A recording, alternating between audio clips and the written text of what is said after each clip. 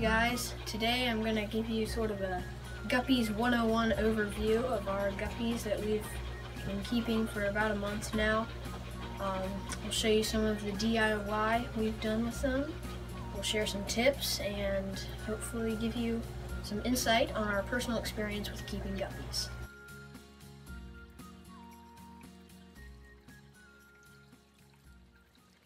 Okay, so here's our guppy tank that we've been keeping our guppies in. It's a planted tank, a 20 long, and we have guppies and the bristlenose pleco you just saw a close-up of. He keeps the tank very clean. I'll talk about some of the plants we have.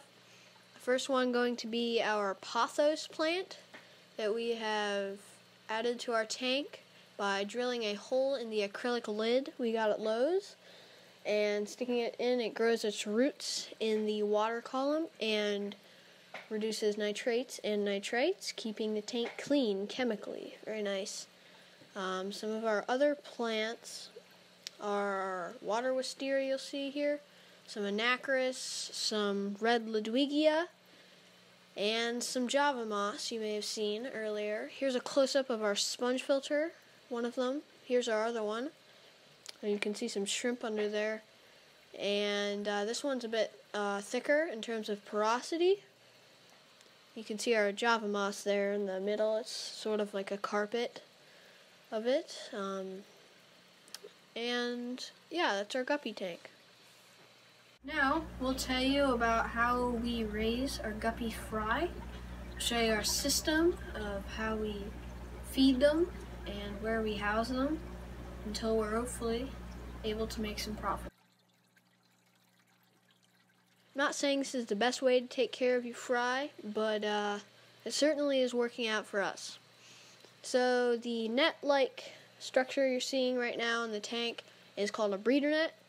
We will catch the fry and put them in there. There's some more of that moss in there that gives them some hiding spots. When the females will give birth in the tank, they get very squared and boxed up.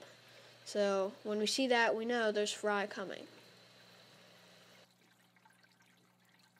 Here's our first grow out tank. It's a 10-gallon. We have about 94 fry in it. They're about 2 days old. You'll notice the glass cubes there on the floor of the tank. They are filled with gravel with added nutrients, and the plants can grow in them and keep the tank very clean. Here's a close-up on some of the fry. You'll notice they don't have much color because they're very, very young. The plant you're seeing there is called hornwort. It's this pine needly-like plant. It reduces nitrates very well.